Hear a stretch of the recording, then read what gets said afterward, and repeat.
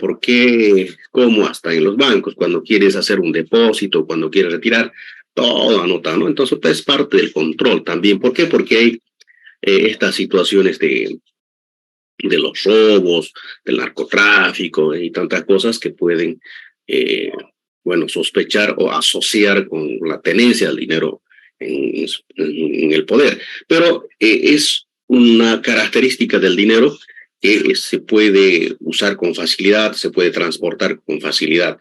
Ya, entonces, si no se pudiese, por ejemplo, yo como dinero lo puedo tener no sé, pues a una bicicleta. Eso es mi dinero, la bicicleta. Entonces yo quiero viajar de aquí a la Argentina, no voy a ir con la bicicleta cargada, ¿no? Entonces es un poco difícil de transportar, entonces eso ya no se considera dinero. Entonces ahí está la diferencia. Divisibilidad, otra característica del dinero. El dinero es importante que pueda fraccionarse. Eh, y como tenemos también en nuestra moneda nacional, hay billetes desde 200, 100, 50, 20, 10, hasta ahí los cortes. Están fraccionados. Yo quiero un billete más chico a 10, después 20, 50, 100, 200. No sé si hay más, no conozco hasta 200. En las monedas igual tenemos la moneda de mayor valor es de 5 bolivianos, y luego vienen de 2, y luego vienen eh, de 1, de 20 centavos, de 10 centavos. Bueno, aquí ya no manejamos casi, ¿no? Pero estuve a fin de año por La Paz. En La Paz manejan todavía mucho los 10 centavos. Ya por el tema del pago a los trufis, creo que es 1,80. Entonces ahí necesitan el 10 centavitos para pagar los pasajes con moneda. Entonces, hay mucha moneda que circula en los trufis, ¿no? Entonces, eso es el tema de la divisibilidad.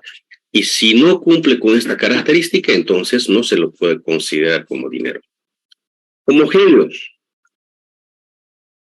Uh, por ejemplo, aquí en La Paz, billete de 100 es igual en Santa Cruz, en Cochabamba, en cualquier parte del país, aquí en La Paz, en Santa Cruz, Cochabamba, o sea, el billete de 100 es 100, pues. O sea, todos tienen el 100. Ese billete, todos tienen la misma característica, tienen todos el mismo valor, por lo tanto es homogéneo.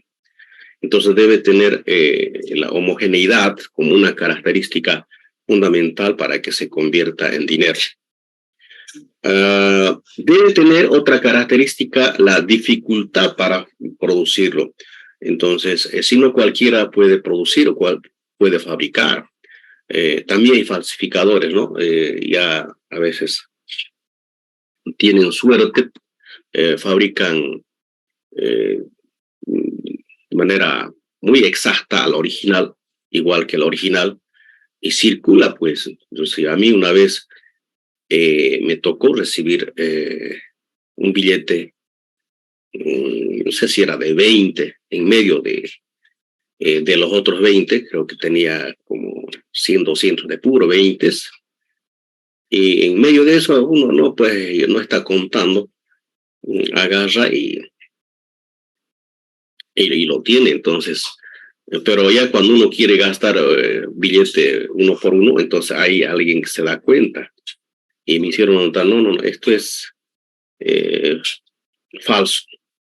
Entonces los que fabrican también se dan las mañas, tienen todos los medios y los mecanismos para producir otro billete tan parecido que, bueno, puede pasar y pasa. Y los 200 bolivianos, creo que hay muchos 200 bolivianos falsos y hay que tener cuidado, ¿no? Un tiempo aparecieron los 50 bolivianos también falsos.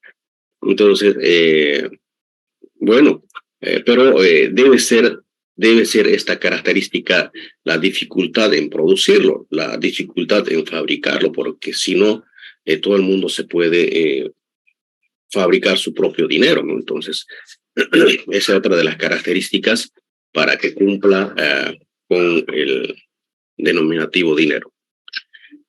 Estabilidad es otra de las características. Uh, el dinero no tiene que ser vulnerable a algunos cambios que se puedan generar. Eh, Tiene que mantener cierta estabilidad, pero también depende de las políticas del Estado, ¿no? Para mantener la estabilidad. Hasta ahora el boliviano está estable por muchos años, entonces eso hace que nuestro dinero cumpla con la característica de dinero, nuestra moneda.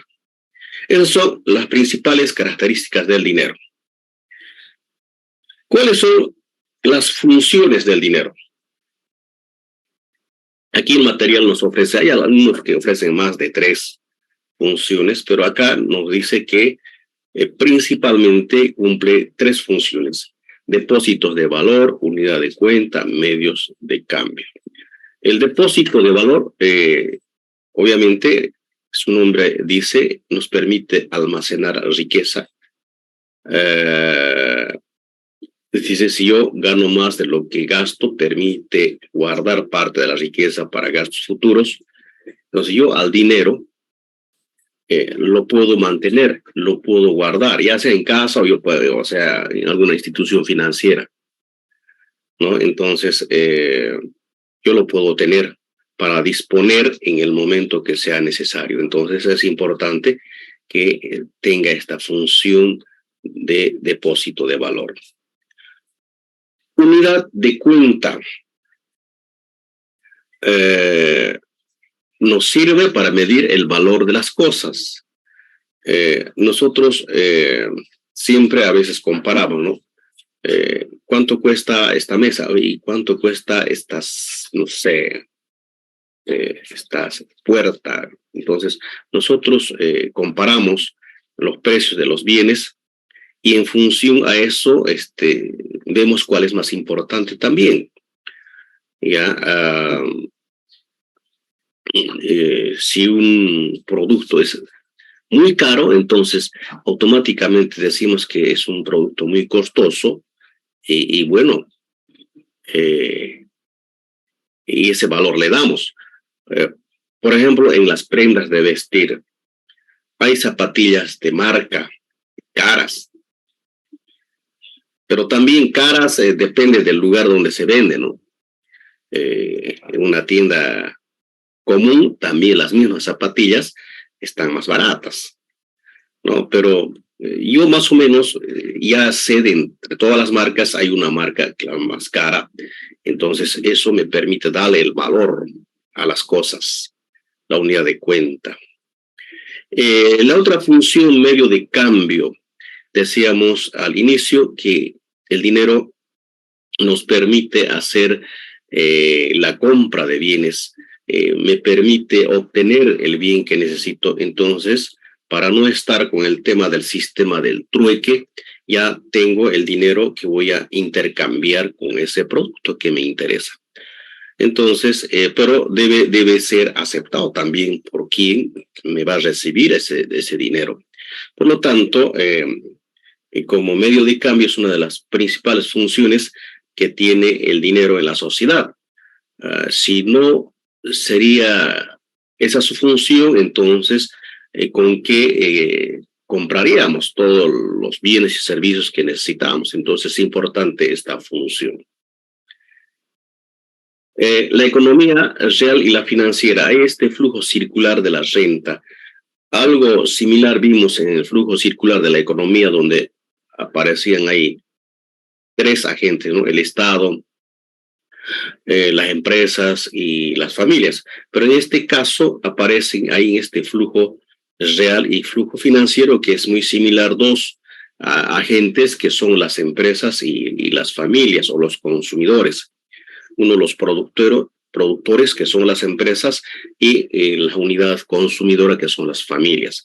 Entonces ahí tienen una flecha ahí, hay también 2 mercados, eso ya lo hemos visto, pero con 3 actores.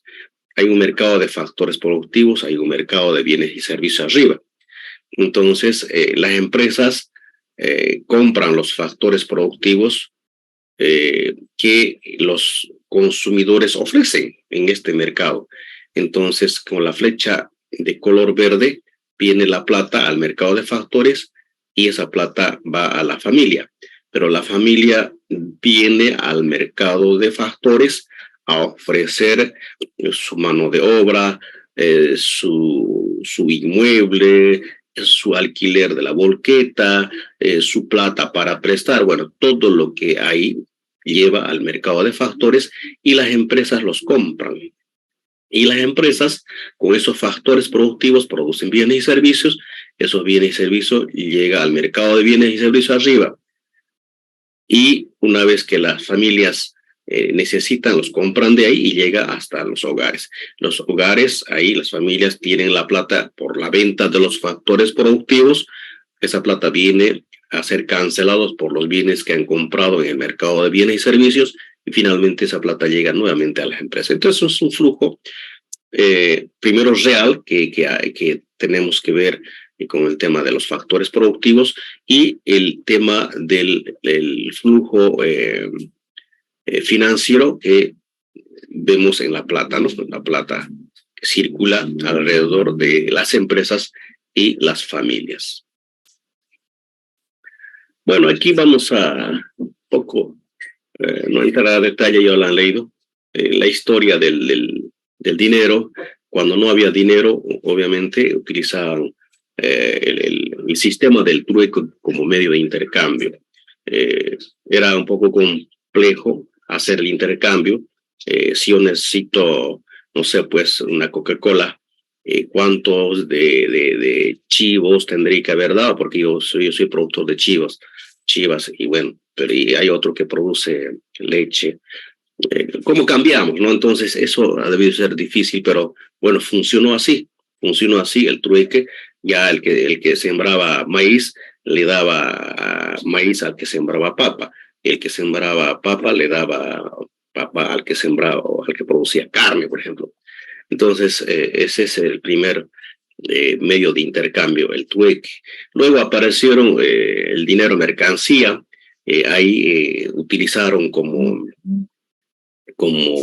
dinero a las mercancías, por ejemplo, las cabezas de ganado, utilizaban como ganado, pero muy complejo, ¿no?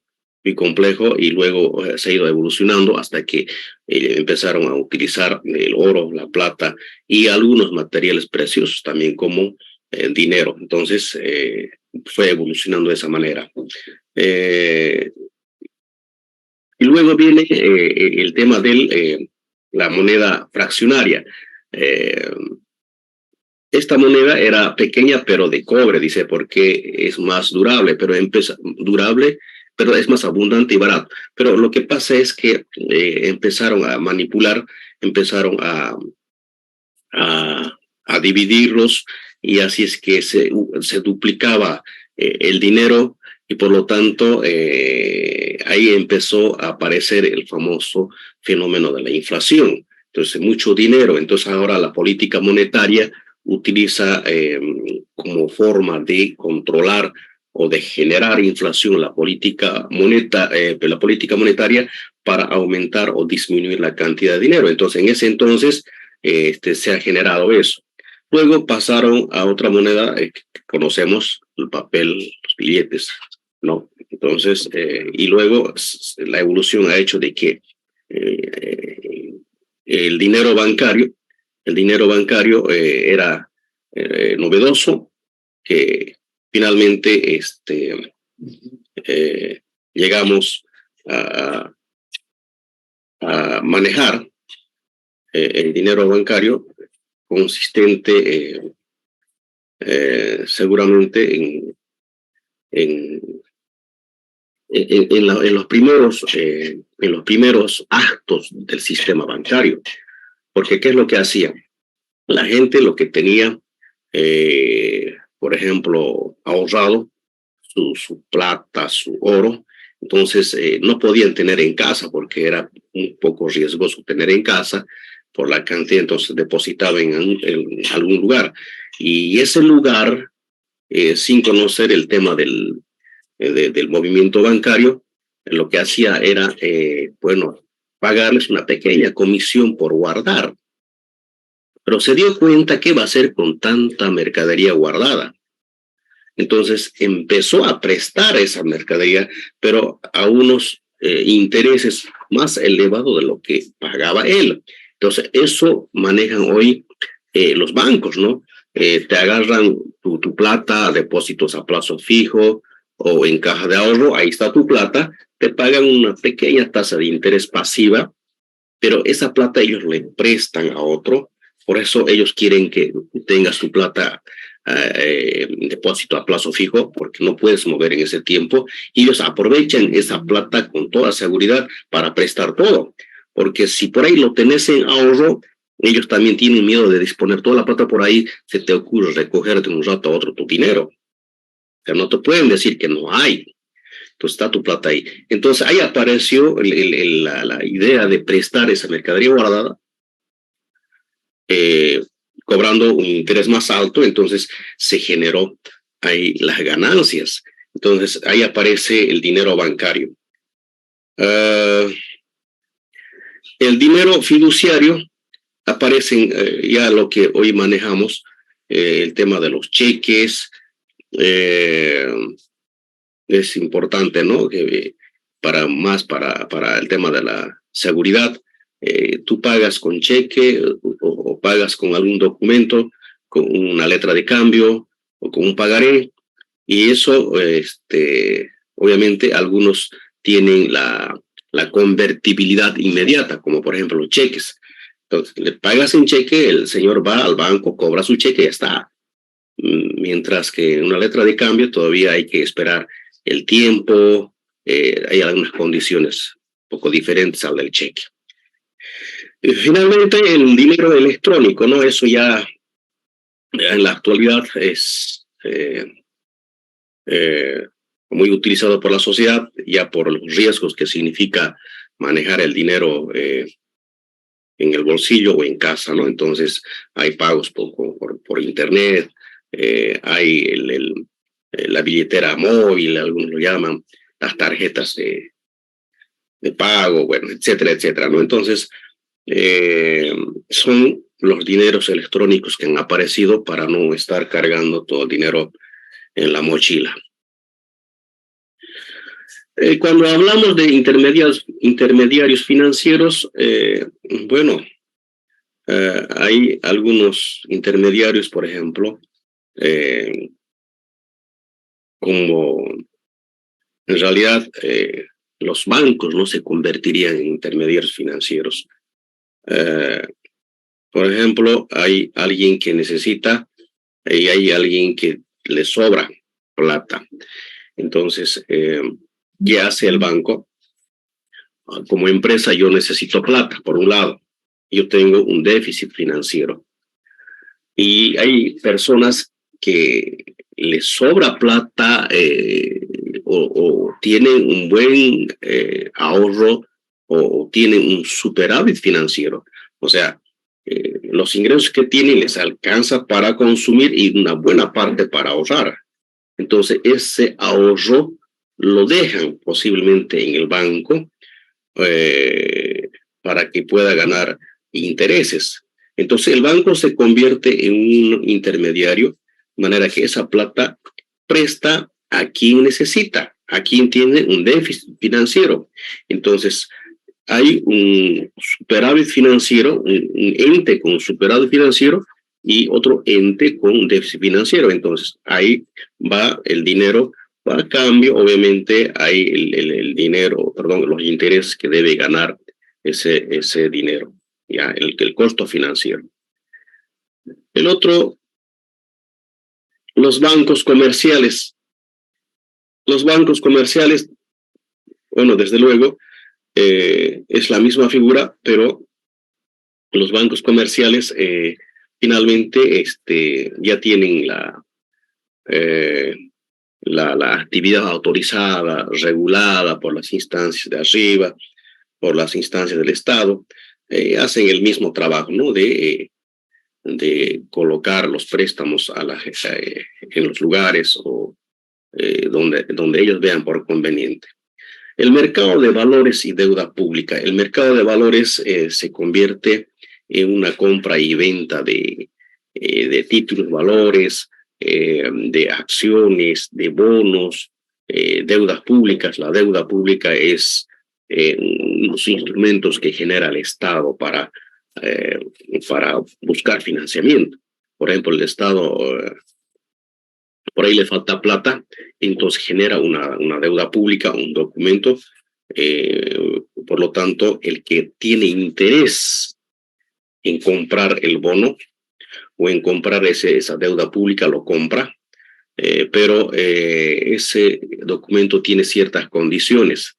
Ese documento le va a decir, tiene una vigencia de tanto tiempo y va a ganar un interés. Posiblemente para que sea atractivo tiene que ser un interés por encima de lo que me pueda pagar el banco, normalmente a un depósito a plazo fijo, si no lo tendría mi plata ahí. Entonces el interés debe ser llamativo. Por lo tanto, hay mucha gente que invierte comprando esa deuda pública. Entonces, ¿qué hace? El Estado entrega papeles y el Estado tiene la plata, y con esa plata puede financiar obras, con esa plata puede financiar todo lo que tiene que ver con los gastos del Estado. Entonces, ese tipo de documentos también se compran y se venden en la bolsa de valores. Ese es el mercado bursátil, ¿no? Entonces, aquí en Bolivia, creo que hay en La Paz, la bolsa de valores, que hay mucha gente. El proceso de creación del dinero, y bueno, aquí hay un ejemplito. Cuando creas el dinero, por ejemplo, en contabilidad se lleva esto. ¿Qué tienes? ¿Qué tienes como empresa? Tienes activos corrientes, tienes activos exigibles, tienes activos, por un lado, activos corrientes.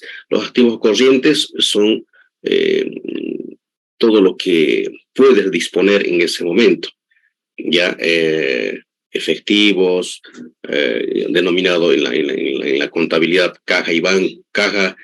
Puedes tener tu plata en el banco, se llama la cuenta de bancos, y puedes tener exigibles, las cuentas por cobrar, los documentos por cobrar. Entonces, todo eso es parte de tu activo corriente. El otro grupo, activo no corriente, es lo que no puedes disponer con facilidad. Esos componen todo lo que es los inmuebles que tenga la empresa, el vehículo que tenga la empresa, los muebles y enseres que tenga la empresa. Todo eso es activo no corriente. En lo corriente puedes disponer, en cambio el no corriente no puedes disponer, pero la suma de esos dos entonces es el activo de la empresa. Por otro lado, puedes tener deudas en el pasivo. En el pasivo son las deudas que asumes. Puede ser documentos por cobrar, perdón, por pagar, pasivos, deudas, cuentas por pagar. Para arrancar puedes hacerte un préstamo del banco, préstamos bancarios, y al final hay un capital social que los dueños del negocio ponen al inicio para arrancar.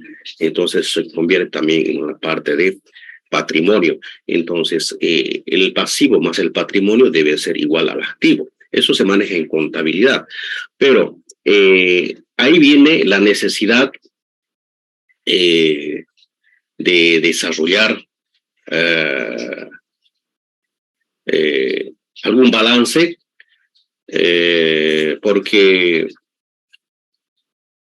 si tenemos ahí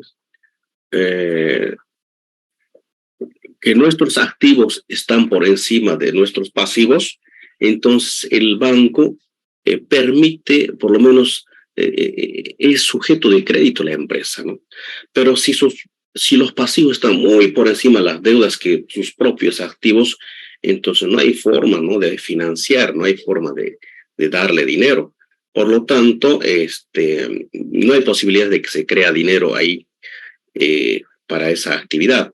Entonces es importante este instrumento del balance para ver, a ver, ¿es o no es necesario generar algún recurso para la actividad que está emprendiendo?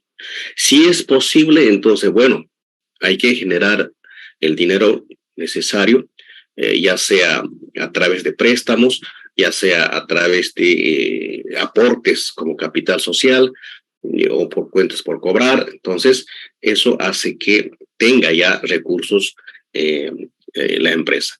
Pero cuando hablamos de dinero que entra, hay un efecto multiplicador. Esta figura me indica todo ese sistema del efecto multiplicador. Cómo el efecto multiplicador afecta. Fíjense, aquí doña Marisa dice, 2.000 bolivianos dejan en el banco. Ya, en el banco. Y el banco no puede disponer los 200 bolivianos para prestarlo a otro. Ya, supongamos que Marisa deja su plata en el banco, a depósito a plazo fijo. Pero el banco no lo va a prestar el 100% de esa plata a otro, sino queda como encaje legal, son reservas legales, el 20%, o en este caso el 10%, ¿no? De 2.200, ya, el 10%. Depende de la moneda, depende del país un poco el encaje legal. En nuestro país el encaje legal era alto.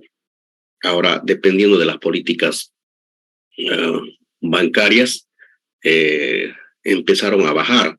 Hace unos, 5 o 10 años, el encaje legal, por ejemplo, en moneda nacional era el 10% y en moneda extranjera el 20%. No, en moneda nacional el 20%, en moneda extranjera el 10%. Ahí estoy cruzado. Pero ahora, últimamente, el 2022, creo que han hecho el último ajuste, ya no llega ni siquiera al 5%. Entonces, ya no puede agarrar mucho el banco, porque si no, hace que mucha plata deje de circular. Pero también el Banco Central tiene que asegurarse con el problema del Banco Fácil, por ejemplo, y si no tiene esas reservas para poder cumplir con la SOE, ¿qué va a hacer? Entonces, eso el banco cuida, el banco no permite que dispongan todo. Entonces, ahí queda el 10%, ya a Beatriz le llega a 1.800. Y Beatriz, estos 1.800 le puede dar a Carlos, y Carlos esta plata puede dejar en el banco, los 1.800. Entonces, el banco, para prestar, ya no presta los 1.800, sino queda el 10%. Ya presta 1.620. Así sucesivamente, los bancos empiezan a agarrar, a retener como encaje legal, de manera que el efecto multiplicador, fíjense, empieza a disminuir, ya, a disminuir. Por lo tanto, al último de los 2.000 que se manejaba, ya puede disponer el banco los 1.450, ¿no? Entonces, ¿dónde está la diferencia? Están guardados en los bancos para efectos de seguridad. La inflación. Hay varios tipos de inflación, ¿ya? La moderada es aquella inflación que es permitido. En nuestro país se considera que tenemos una inflación moderada. La moderada puede estar o puede llegar incluso hasta un 9%, porque es permitido que llegue la inflación o que se dé la inflación de un dígito. 1%, 2%, 8, 7, hasta 9% es de un dígito. Pero si llegamos al 10% ya es de 2 dígitos, 2 números. Entonces, pero si llegara a un 9%, nosotros nos asustaríamos, ¿no? Porque en cuanto cerramos la inflación del año pasado, era alrededor de 1.9 o 2% de inflación en el país. ¿Ya? Entonces, esa es la inflación moderada. La inflación galopante, esto es más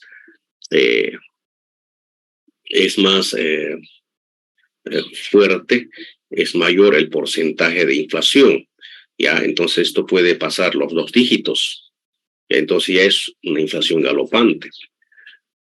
La hiperinflación, por un lado, tenemos, ahí dice que este caso es extremo, que pueden subir los precios hasta un 50% por mes, ¿ya? Entonces una inflación mucho mayor, que lo tuvimos nosotros en el país alrededor del año 1980, 81, una hiperinflación impresionante, ¿no? El dinero de hoy a para mañana no valía nada, no puedes comprar nada. Entonces era complicado. Causas de la inflación. Hay varias causas de la inflación.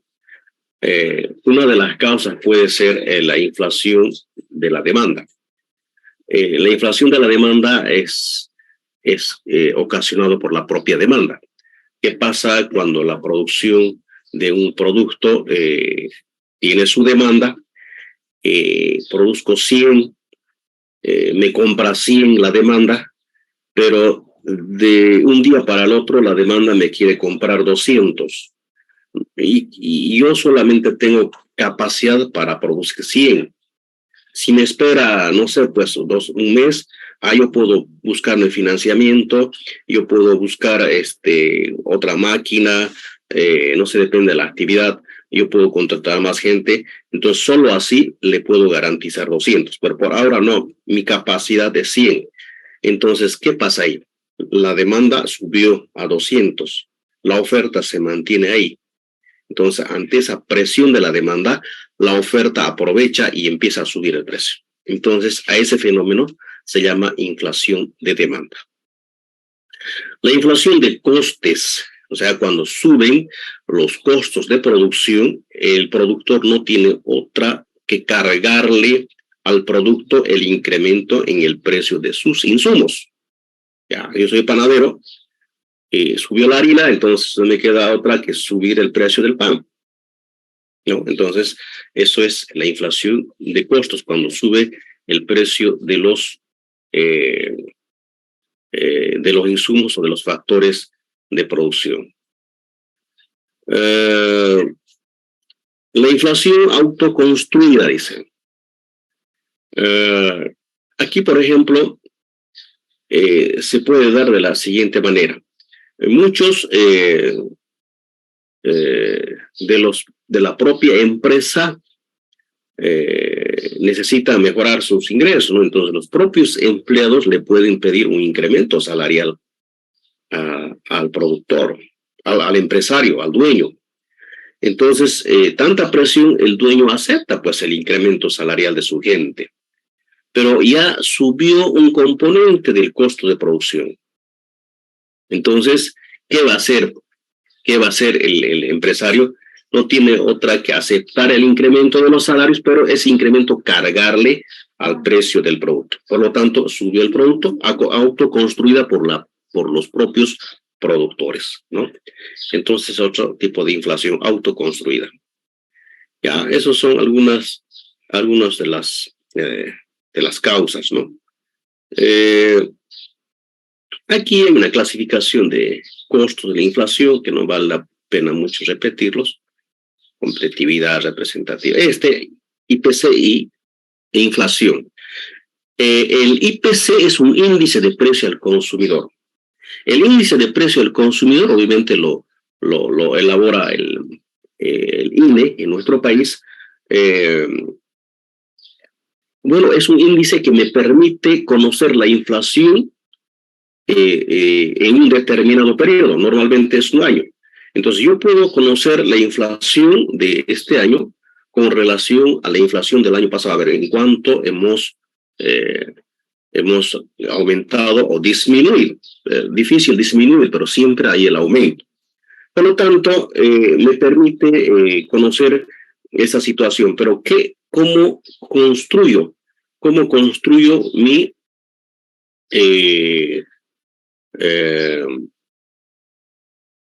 índice de precio al consumidor? Primero, necesitamos conocer, hay tres pasos, obviamente, que hay que seguir. El primer paso, necesitamos conocer la cantidad de bienes que van a formar la canasta de bienes y servicios. Esa canasta de bienes y servicios, escuchamos hablar de los representantes de los trabajadores sindicales, de la COP, para pedir un incremento salarial, necesitamos un incremento salarial de tanto por ciento que esté acorde al comportamiento de la canasta de bienes y servicios. Ese es el argumento que utiliza. Entonces uno se imagina, ¿no?, una canasta lleno de bienes y servicios. Pero no es así. Si consideráramos todos los bienes y servicios dentro del país, entonces hay una infinidad de bienes y servicios. Entonces es difícil. Sino en la canasta deben estar aquellos bienes más relevantes, aquellos bienes que son muy sensibles a algunos movimientos de los factores productivos fundamentalmente. Entonces, esos bienes están ahí considerados. El primer paso, entonces, seleccionar qué bienes van a conformar mi canasta. Segundo paso es ver el comportamiento del precio de esos bienes de la canasta durante un año. ¿Qué pasó? ¿Subió? ¿En qué mes bajó? ¿Cómo ha sido su comportamiento? ¿Con altibajos? ¿Está de bajada? ¿Sigue de subida? Bueno, cada bien tiene ese comportamiento durante un año. Ya tengo el comportamiento del precio de cada uno de los bienes, y ahora el tercer paso es aplicar algún método de cálculo de la inflación. Y varios métodos existen. Por ejemplo, tenemos el índice de precios que yo puedo calcular a través del método de las Paires, que ustedes lo han visto, ¿no?, en el anterior tema.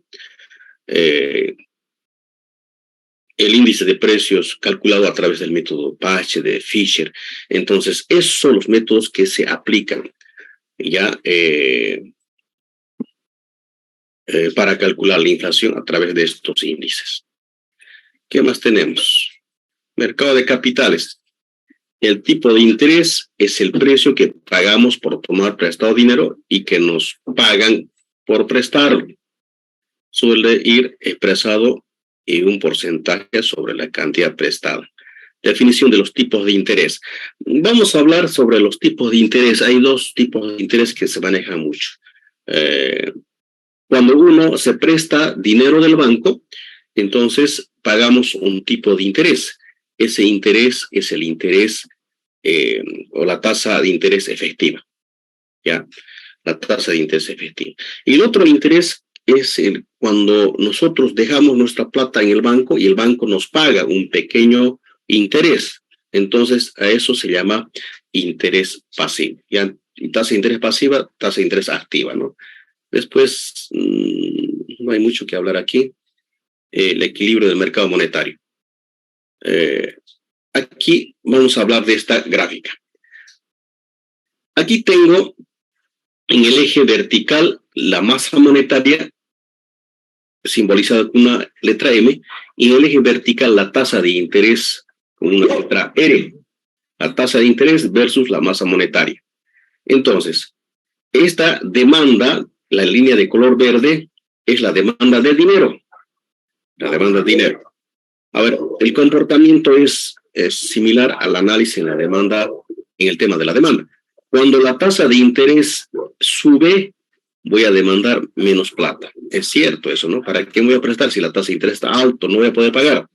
Pero si la tasa de interés está bajo, la demanda de dinero aumenta. Perfecto. Ahora, el Estado pone en circulación una determinada cantidad de dinero. Por ejemplo, esa cantidad de dinero es esta línea de color rojo, M, la masa monetaria. Ya, ahí está. Esto no se mueve por la definición de la tasa de interés. El Estado dice, esta es la cantidad de dinero. Y esta es la tasa de interés que maneja el mercado. Y la demanda se adecua a eso. Pero el Estado puede cambiar a través de la política monetaria, aumentar o reducir la cantidad de dinero circulante. ¿Cómo puede aumentar? Emitiendo más plata, fabricando más plata, o vendiendo bonos. Si vende bonos, si vende títulos valores, o si vende deuda pública, es lo mismo. Entonces, el Estado va a alargar papel, va a recoger masa monetaria. Con eso estaría restringiendo la masa monetaria en el mercado. ¿Ya? Entonces, El otro camino es, me lo compro todos los títulos valores, lo compro y entrego dinero. Aumenta la cantidad circulante en manos de la gente. Eso es uno de los caminos. El otro es fabricando más plata. Fabrico más plata, hay más dinero en la economía. Entonces, ¿qué va a pasar con estas dos figuras que aparecen ahí?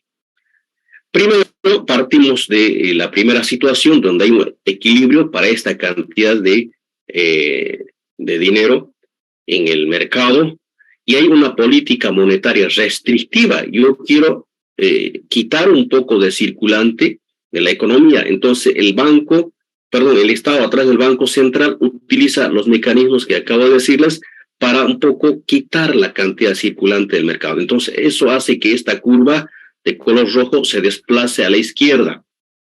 Y cuando se desplaza a la izquierda de M a M2, entonces hay un cambio en la tasa de interés. Primero la tasa de interés donde había equilibrio era R. Ahora con este movimiento la plata se vuelve más caro. Hay menos plata, por lo tanto automáticamente la tasa de interés sube. Ese es el primer escenario cuando se aplica la política monetaria restrictiva. Ahora, puedo aplicar la política monetaria expansiva. La política monetaria expansiva significa aumentar más plata en manos de la gente. Bajo cualquier mecanismo, ya les digo, puede utilizar cualquier mecanismo, pero la cosa es que M, ahora de su posición, de la posición inicial, se desplaza a la derecha, de M a M2. Entonces, ¿qué pasó con la tasa de interés? Yo tenía el equilibrio con R, ahí con la demanda de dinero. Ahora, como se desplazó a la derecha, hay más plata. Como hay más plata, entonces, bueno, los intereses también bajan, ¿no? Entonces, hay mayor cantidad de posibilidades de prestarse. Entonces, hay una tasa de interés baja. Entonces, con la política expansiva logramos que las tasas de intereses bajen. Con la política restrictiva hacemos que las tasas de interés suban. Hay punto de equilibrio entre la demanda de dinero y la oferta de dinero. La demanda de dinero hacen todo lo que realmente necesitan, la familia, las empresas, etcétera, y la oferta lo hace el Banco Central a través mediante la instrucción del Estado, obviamente. Hay ciertos riesgos sistemáticos. Bueno, ahí termina. Causas de la inestabilidad financiera, obviamente, ¿no? Hay muchas causas que podemos mencionar. Bueno, ahí termina el tema de el dinero y sus funciones principalmente, y que queríamos un poco redondear ya después de la lectura que ustedes dieron en la anterior clase. Bien, jóvenes, ¿alguna consulta para la próxima clase? Pues ya saben, ¿no? Los que entraron recién deben informarse que el jueves vamos a dar el examen, a no ser que no se suspende. Yo creo que ya van a suspender la medida. El examen será el jueves, presentan el práctico el jueves, y el próximo martes ya hemos definido el recuperatorio donde va a entrar dos temas, demanda y oferta, y elasticidades. Esos dos temas van a entrar al recuperatorio. ¿Alguna consulta?